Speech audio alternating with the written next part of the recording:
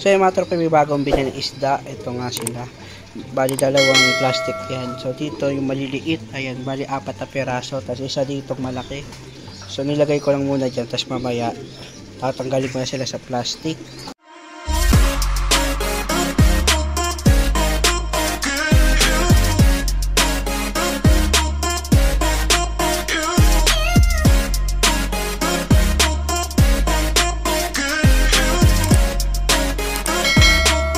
Tapos mga tropa, ilo-load ko na nga itong mga to.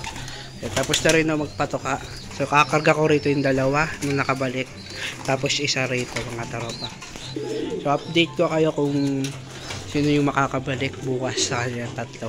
The next day. Ang bakulit sa inyo mga tropa. So yun nga. So nakabalik na nga yung mga ibong ko. Niload ko kagabi. So yung blue bar. Tapos yung checkered. Ayun, nakabalik pa sila. So, kulang pa ako ng isa pa. Yung checkered na green yung singsing na nakakalabring mga tropa. So sasarado ko lang muna to. So ito mga tropa update. Ito nga yung binili ko agahapon. So nilagay ko na rin sila rito. Ayan.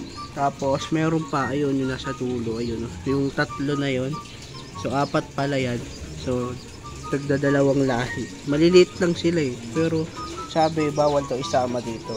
So tinry ko lang mga tropa kung ano mangyayari, pero wala naman nangyari mga tropa sa kanila yung nilagay ko. Ayan nga, maliliit lang.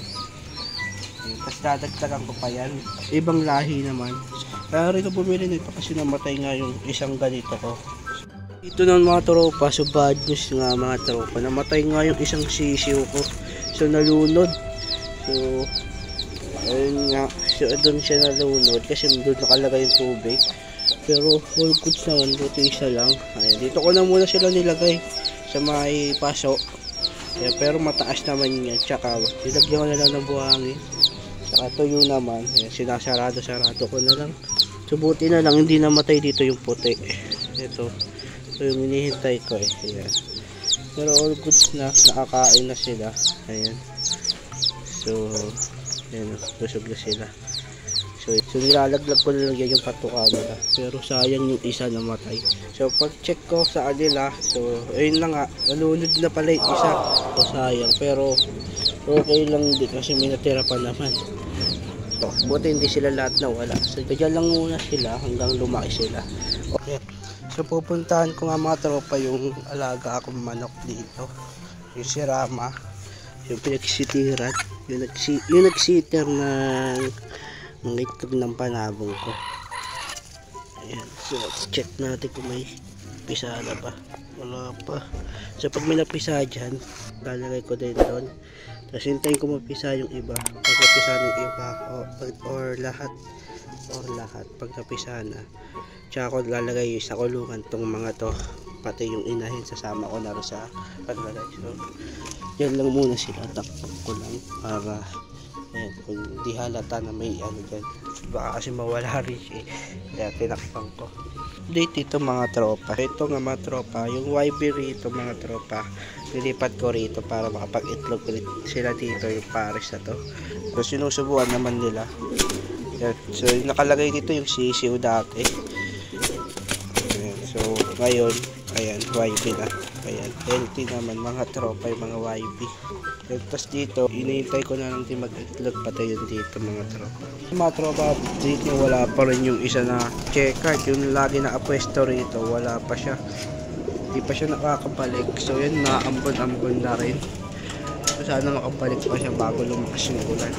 Isa pa rin yung nakakabalik. Ayan, taba lang yung nakakabalik si Blue Bar. Ayun, si Blue Bar. So siya pa lang yung nakakabalik. Tapos yung isang breeder ko rito, ayan, sila pa lang yung nakakabalik. So sana makabalik pa yung isang nawawala para kompleto pa rin sila kahit papahan. Ayan, so malapit walang naman yung training. Tapos ito, mga susunod, ayan, ihiwalay ko na. Malapit na to iwalay mga to. Hanapan ko lang ng paglalagyan. Ayun, malalak na sila. Ayan. Tapos dumating na rin mga tropa, in order ko commercial ring 2024 to. Para may extra ring nga rito. Kasi malapit na mag 2024. Ayan. So isang month na lang 2024 na mga tropa. Kaya bumili na ako ng commercial ring na 2024. Kaya konti na lang din kasi 2023 ko rin. Kaya gagamitin ko rin to sa mga bago na pisa. Mga tropa, ito nga yung mga nabili kong ring, ang dami. Kaya 50 peraso to. So sobra pa nga yung binigay sa akin ng seller. So bali 55 pieces. So sobra ng 5 peraso. Ayan. Tapos nilagyan ko na rin tong YB dito, yung anak ng saddle. Ayan. So double ring, isang 2022 tsaka isang 2023. So ubusin ko muna tong isang hilera na to, yung 2023. So ito na lang natira yung 2022 ko. Ayan. So ubusin ko yan. Kasi ito, isa kakapit ko sa kapatid niya. So pares sila ng singsi, ng ring para pag sila alam ko kaagad na magkapatid sila mga tropa. Sa ring pa lang. Kaya mga tropa, nalagyan ko na rin tong isang YB. Ayan, double ring siya. Tapos yung kapatid niya. Yung kaso ito lang napansin ko rito, yun may itim siya rito. So yung isa parang white lang siya, wala akong nakita. Na ganito yung may itim-itim mga tropa. So pero dito sa kanya yan meron. So ano ko yung kulay ito mga tropa, pag lumaki. Tapos yung isa kasi pure white lang ata to. Pero di ko pa sure yan mga tropa. Siyempre hintayin pa rin natin yung paglaki nila. Kaya naman yung video natin yung mga tropa. So update ko lang kayo kung sakaling may makauwi. Kung sakaling may makauwi pa mga tropa. So yun naman yung video natin mga tropa. So bago pa lang sa atin, mag-like, share, comment, subscribe. Yan kayo makalapis sa camera. Kaya lagi kayo mag-ingat.